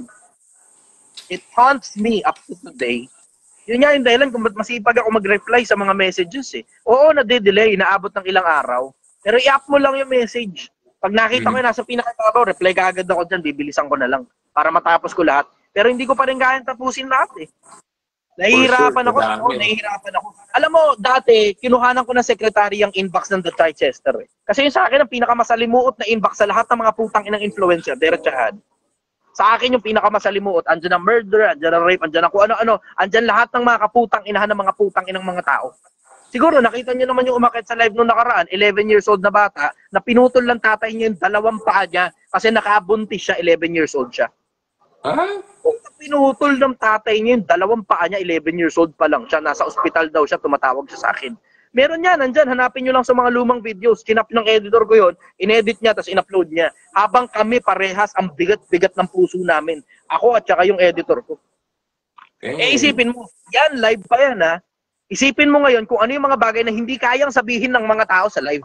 Yun nga eh. Puta, pag nakita mo yung laman ng inbox ko, brother, sa akin ang pinakamasalimuot na inbox. Kaya nga sabi ko, yung ano, na mga nagbe-message na, ngayon po, umaalagwa na po yung buhay ko, nakakaipon na po kami, maganda na po yung buhay namin. Yung anak ko, napapakain ko na maayos, nakapag-aaral na. Yung mga ganun, parang ano yun, breath of fresh air. Yes. Breath of fresh air. That's a big sigh. You relief. Nakakahinga talaga ako ng maluwag dahil dun. So overall, masasabi ko sa inyo, diretso. Kapag nakakaramdam ng depression, anxiety, kilusan mo na kagad. Kilusan mo na, kahit maliliit lang na pagkilos. Bakit? Lumalalim pa yan. Lumalalim yan. Lalalim pa yan. May ilalalim pa yan. Lahat ng nararanasan ninyong kaputang inahan, may ilalalim pa yan. Ganon din yung pagtupad sa pangarap. Lahat ng mga pangarap ninyo na pinipuwersa nyong matupad, pag natupad mo yan, may itatayog pa yan. May itataas pa yan. So mas maigi na maging matayog ang lipad mo sa buhay kaysa malalim yung kapupuntahan mo dahil sa mga putang inang nararamdaman mo. Yung feelings mo, lahat yan valid. Sige, oo, lahat yan valid. Pero hindi lahat ng bagay kailangan mo pang damdamin. Welcome kang makaramdam, valid lahat yan. Pero wag mo nang damdamin. You have to be active. policing yourself, ikaw na mismo yung nanghuhuli sa sarili mo pag bumababa ka na dun sa ganun. Kailangan, tangina, kakaramdam na naman ako ng ganito. Takbo nga muna ako sandali. Kilos muna ako para matanggal to, matagtag sa sistema ko to. Teka, kakaramdam ako. Nalulungkot na naman ako, babalik na naman yung depression ko. Tropa, balita. Tangina, libre ko kayo, mag-inom tayo, tara. Mas okay na makapag-inom ka sa mga tropa. Oo, masama yung pakikipag-inom, bla bla. Pero okay na yun para manatili ka lang na buhay. Manatili ka lang na buhay. Yun ang sagot ko ron, brother. Follow-up question ko. Solid. Yun nga, yung pangalawang question, ano yung sa tingin mo na may bibigay mo sa amin isang advice na kahit anong estado mo sa buhay, gagana. Isang advice na sa tingin mo. Sabi ng mga sa statistician, ang odds na maging tao ka is 400 trillion to 1. Sa 400 trillion na similyang sabay-sabay lumabas sa buong mundo sa eksaktong pagkakataon, ikaw yung nabuo at naging tao. Okay. Tapos meron ka pang swerte. Yung swerte mo, 100 taon ang nakakaraan, may plague sa mundo. Bubonic plague kung tawagin nila. Yun yung galing sa daga na ngayon, naglilibing kayo. Bukas, ikaw na yung nililibing. Ganun katindi yun. May pandemya. 100 taon na nakakaraan. Nagkaroon din tayo ng pandemya, pero nabuhay ka sa isang panahon kung saan nakasurvive ka at ngayon nakikinig ka sa programa ko. Nabuhay ka sa Pilipinas o Pilipino ka na nasa ibang bansa. Pero hindi ka nagsimula ng buhay mo sa putang inang Africa kung saan merong mga bata na namamatay at maaaring isa ka dun. Namamatay sa gutom, namamatay sa uhaw. Merong mga taong namamatay sa digmaan sa Middle East. Ngayon mismo, eksakto. As we speak right now, may mga bata na namamatay sa Middle East ngayon mismo, hindi ka doon nabuhay. Hindi ka rin nabuhay sa North Korea kung saan pag nagsalita ng hindi maganda magulang mo sa gobyerno, papatayin na yung magulang mo, damay ka. Nabuhay ka sa Pilipinas. O Pilipino ka ngayon sa ibang bansa at baka diyan ka na rin ipinanganak. Pero nasa maayos ka na kalagayan. The only way para masulit mo ang buhay, trabahuhin mo eksakto yung buhay na gusto mo. Yun lang ang paraan para masulit mo yung hindi birong laki ng swerte mo na maraming bayani natin ang nasa ilalim na ng lupa. At patay na. At maraming mga taong hindi nakilala. Yung lupa, punong-puno ng dugo sa ilalim. Yung lupa, punong-puno ng mga katawan ng mga tao sa ilalim. At lahat ng mga katawan na yan nagsilbi para ngayon, lumitaw ka ngayon sa mundo na meron kang swerte, na meron kang buhay, na meron kang isip, at meron kang konting meron ka para pagyamanin mo bilang tao. Hindi lang sa buhay na to, kundi sa darating. Yun ang sagot ko rin, brother. So parang sinasabi mo na sulitin mo yung buhay mo. Trabahuhin mo yung buhay mo.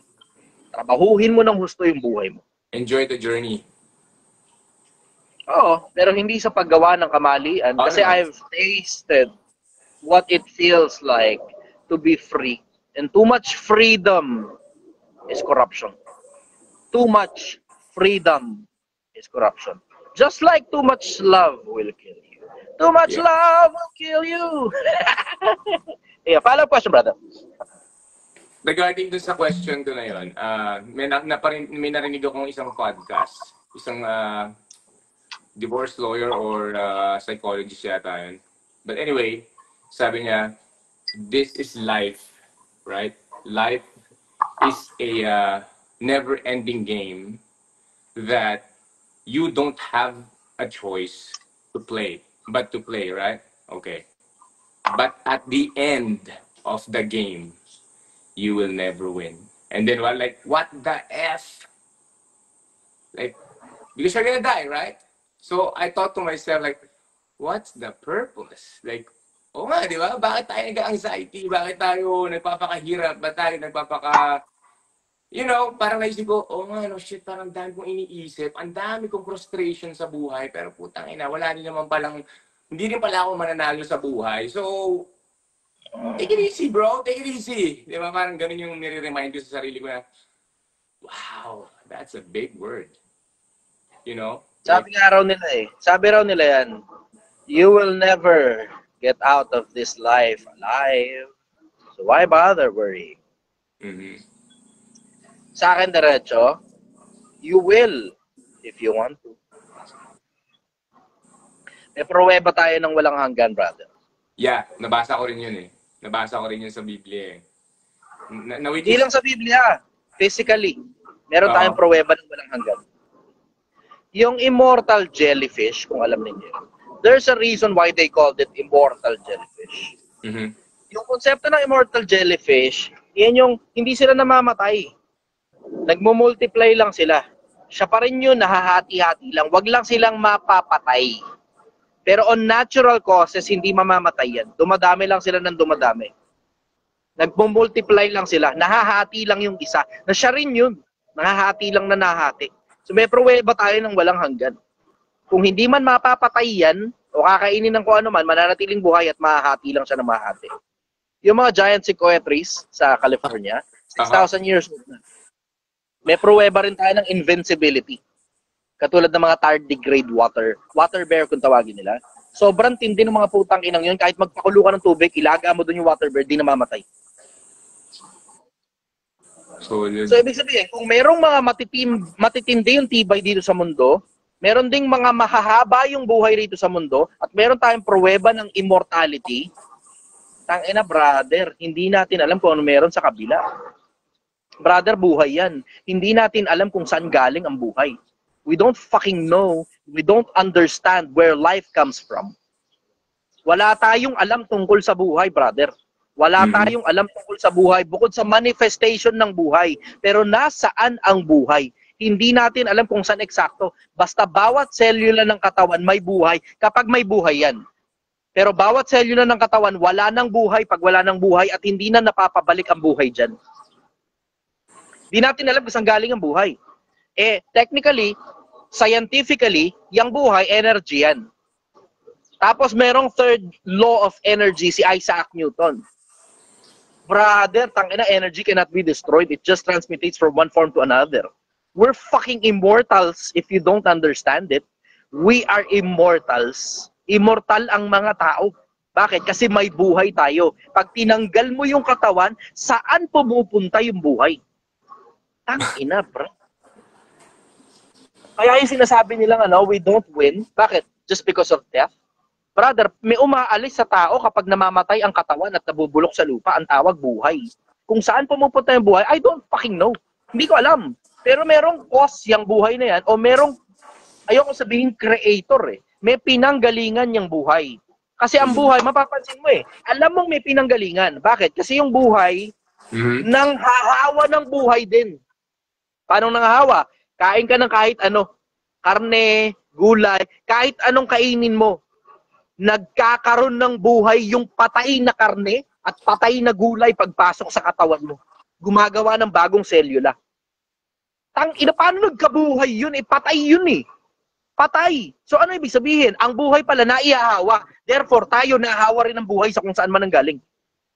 Brother, it blows my fucking head na walang nag-iisip ng ganun. Walang nag-iisip na ang buhay galing sa mga bagay na may buhay din. Ano ibig sabihin? Nahawa lang tayo ng buhay. Pero hindi natin alam kung saan ang origin ng buhay natin. Hindi natin alam kung saan tayo nanggaling. Hindi natin alam kung Diyos ba, o Creator, o Big Bang, o Anunnaki, o Alien, o ibang dimension, pero hindi natin alam kung saan tayo pumupunta when we separate from our physical bodies. Kaya nga excited ako na kumalas na yung espiritu ko sa katawan ko eh. Yung buhay ko, excited akong kumalas. Doon ko lang makikita kung ano itsura talaga sa kabila at kung meron talagang kabila. Kasi okay na ako rito, brother, solve na ako rito. Hindi ako interesado sa kayabangan, sa kayamanan, sa kasikatan, o sa kahit na anong bagay na mai-offer itong buhay na to. Hindi na ako interesado. Ang interest ko yung kabila. Gusto kong makita ano yun. Ano yung itsura ng great unknown na sinasabi nila? Yung point of no return na sinasabi nila? Yung point of abyss, yung kawalan, pagtawid mo sa kabila, pagkalas ng buhay mo sa katawan. Anong itsura sa kabila? Yun ang curious ako eh.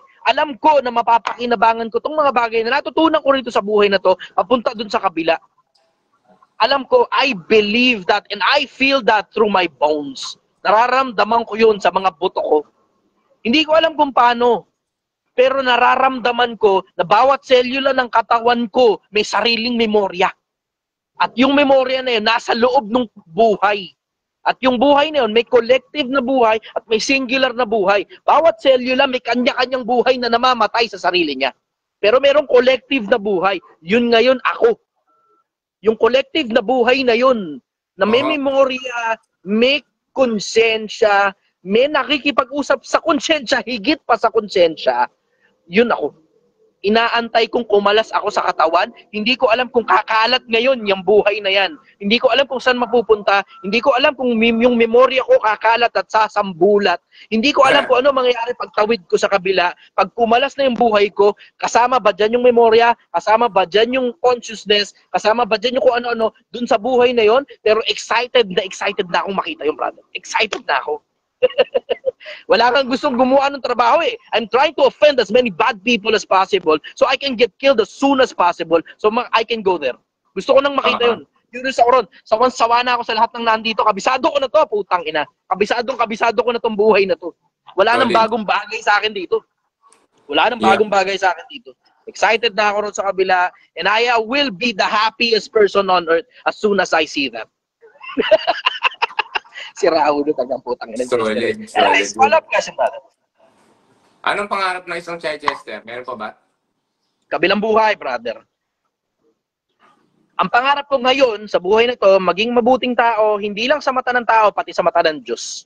Kung meron man nun. Yun ang pangarap ko. Maging mabuting tao. Kasi wala akong ibang makitang reason big enough para manatiling buhay eh. Bukod dun sa konsepto na baka merong gumawa ng buhay, I need to meet that person. Kailangan ko siya makilala. Sino yan? Saan tayo galing? Ano nangyari sa mundo all throughout time? Mula nung nagsimula yung pinakaunang materya hanggang dumating dun sa panahon na lumitaw na ako. Lumitaw yung unang materya. In the beginning was darkness. Mas matilim. Mas walang kahit na ano. Tapos may spark, let there be light. And there was light. Anong itsura dun sa Big Bang? Sabi nila Big Bang daw eh. Okay, sige. A large quantity of nothing decided to pack tight together and then explode into hydrogen and helium. So ang unang matter pala, hydrogen at saka helium. Yung Big Bang, ano yun? Patingin. Patingin. Gusto kong makita yun. And I think if we have the capability to travel through dimensions, makikita mo yan na parang storage file. Pag bunot mo, tangina ito yung Big Bang. Paano nangyari? Ayun o. Ay, ito, tangina mo sumabog. Ayan, tangina, ang galing. Tapos ano nangyari? Nakabuo ng gulo. Chaos. And then chaos starts to form into controlled chaos. Hindi ko alam kung paano nagkaroon ng controlled chaos. Basta merong chaos. Pero hindi ko kayang ipaliwanag yung putang inang controlled chaos. Parang konsepto ng combustion engine. Yung sumasabog, yung oxygen, at saka fuel. Sunugin, tapos nagiging energy. Diba? Kuha niyo yun eh, di ba? Yung ano, yung sumasabog para magkaroon ng propulsion, I would say. Para makaalago yung kung ano man. Yung ano, piston. Ganun yung tsura, di ba? Sumasabog dito, para yung piston. Pumuputok dito. Pero that's controlled chaos. That's still chaos. Pero that's also called controlled chaos. Yung konsepto na may mga bituin pa rin naman na nagbabanggaan. At may mga galaxy na pumapasok sa mga black hole. Pero that's also controlled chaos. Paano controlled chaos? Hindi buong universo tad-tad ng mga black hole. At hindi rin buong universo tad-tad ng kung ano-anong mga bagay na nagbabanggaan. Napakabihira ng mga nagbabanggaan sa universo. Yung konsepto lang ng matter at saka antimatter, Ang putang ina, it blows my fucking head na hindi tayo makakita ng putang inang antimatter. Correct. Hindi tayo makakita. Kung large quantity of nothing decided to pack tayo together and then explode into hydrogen and helium, bakit puro matter yung nakikita? Asa ng mga putang inang antimatter? Pag yung antimatter, dumikit sa matter, sumasabog yan. Bakit hindi masyadong marami ang sumasabog kung pantay lang pala yung bilang ng mga matter at saka mga antimatter? Yung konsepto ng dark energy, hindi ko rin maintindihan. Ang putang inang dami kong hindi maintindihan. Ay, sorry. Live nga pala to. Nagpapagik na naman ako. Sorry. Sorry. Anyways, going back to sa pinag-uusapan natin. Napasarap ako ron. Napasarap ang putang ina. Anyways, follow-up question, brother. Gusto ko makita yung kabila. Yun ang curiosity ko. Gusto ko makita yung kabila. Anong itsura doon? At pakiramdam ko, mas mapapakinabangan ako doon sa kabila kaysa dito kasi halos kabisado ko na lahat ng bagay rito ng mga general principles ng buhay. Go! Okay. Good. Yun lang. Salamat. Ako, sabi ng isa, sabi ni Seba Jun, baliw. Totoo yun. Baliw talaga. Totoo yun. Hindi mo maintindihan. Totoo yun, brother. Follow-up question, brother. Yun lang, wala na. Salamat. And, keep doing this. And marami ka natutulungan. Salamat, brother. Okay. Maraming salamat, Pilipinas. Napasarap yung bandang dulo na yun. Enjoy ako ron, Good morning, everybody. I love you all. Magandang umaga, Pilipinas. Mahal na mahal.